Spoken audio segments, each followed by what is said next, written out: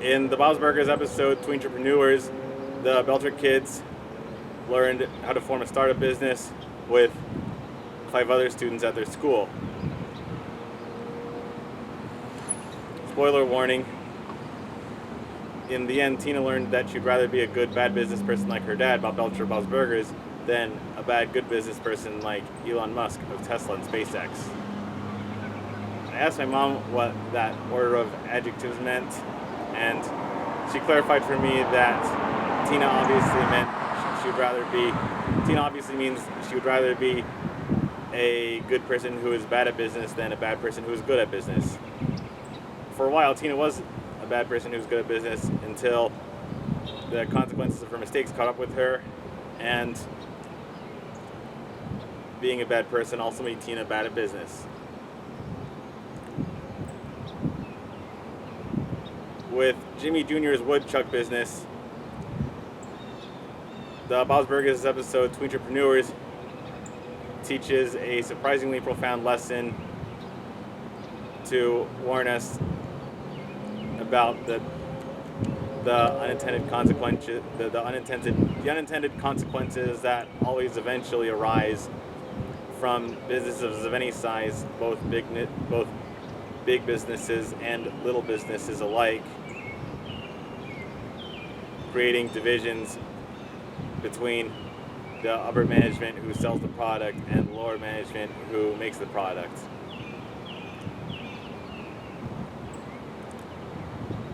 Tina tried to tell the older students,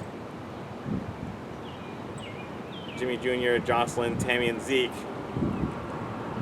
what the younger students, Jean, Louise, and Rudy, needed to do, and what they needed, what could help them. Like obviously it would help if they switched places and take turns making the product and selling the product, but somehow the upper management wouldn't have it,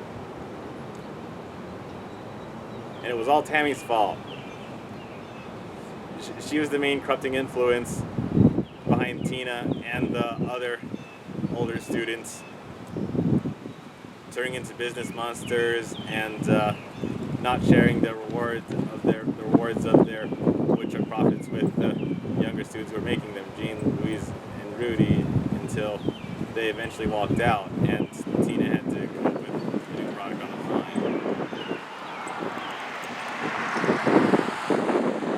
Yeah, Tina tried to give some helpful input, Tina tried to give Tammy some helpful input like giving Rudy a dust mask, or having the older students switching places with younger kids so they take turns making the woodchucks, but Tammy wouldn't have it. And she got the other big students, Jocelyn, Zeke, and Jimmy Jr. on her side, in being too entitled and lazy to do anything to help make the product. Trying to have all the power with none of the responsibility. And that's what ruined Jimmy Jr.'s woodchuck startup business. But luckily, Tina had a contingency plan. But luckily, Tina had 2 contingency plans, a bad one and a good one. After buying, Tina bought 5,000 googly eyes in bulk for $100 from Edith and Harold Cranwinkle. And when they didn't have any wood, when they didn't have any more piece of wood to make the woodchucks, since Jean, Louise, and Rudy were sick of being treated badly and refused to make any more, Tina had to figure out what would be a good way to rescue their entrepreneurial class and not have terrible business on permanent record. So Tina's bad contingency plan was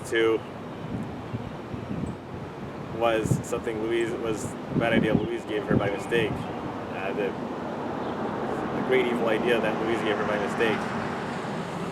loading up the company as an unsuspecting fool. So,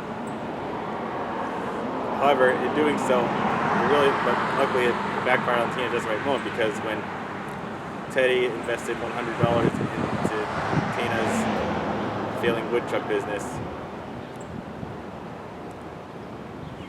his kind words of confidence, having faith that Tina's products will be just as good as her dad's burgers, it really broke through to Tina and unlocked her guilty conscience. And that's why she confessed to Teddy that she's a business monster. But every time Tina gave Teddy back his $100, he kept giving it back to her. He really wanted to invest in Tina's bad product now that she's more conscientious of what to do. And then after that, so after Tina's bad contingency plan failed, her good contingency plan was to sell pairs of googly eyes as could chucks, because they could be anything, like a cell phone chuck or an inhaler chuck. Instead of making woodchucks, you can just paste googly eyes on any product on any other inanimate object you already have and regularly use to make them look sillier, like a friend with whom you'd want to hang out. And that was how Tina saved her. And that was how Tina saved Jimmy Jr.'s woodchuck business from going bankrupt. And the best part of all is Louise kicked down the cardboard dividers to prove a point to Tammy that she is not better than them.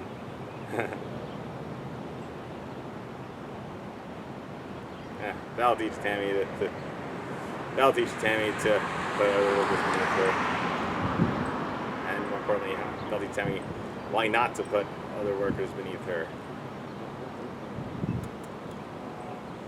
This is why we like to hate Tammy Larson people. However, in the same episode, Bob Belcher also proved himself to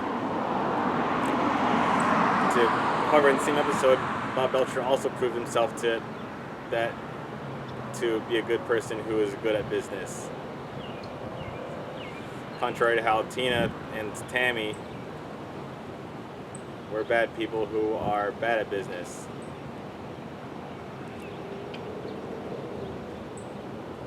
Bob and Linda got fooled 3 times by a Diane Dasher named Gary. But Gary liked Bob's burgers so much, he came back to apologize and give Bob the $20 he owed him for the 3 burgers. And Bob agreed, and Bob started a new policy for Dine and Dash offenders like Gary. Taping his hands and feet together, and seating him far away from the door so that he can't get away with dying and dashing, and doesn't get any change back. It's all tip when he pays for any foods or drinks at Bob's Burgers. G and Louise liked what they were doing to quell Dine and Dashers, and wanted to do it for all their customers. No, they don't do it for all the customers going forward, just that one and other specific Dine and Dashers. But yeah, that really made Tina respect her dad more. Seeing how Bob Belcher can be a good person who's good at business, because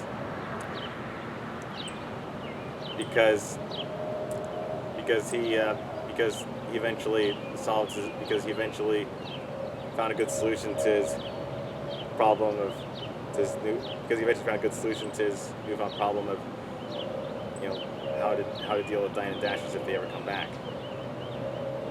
And so yeah, Bob learned how to be a good business person who deals with dine and dashers, and Tina learned how to not be a bad business person who puts her company in the toilet by mistreating the workforce until they walk out.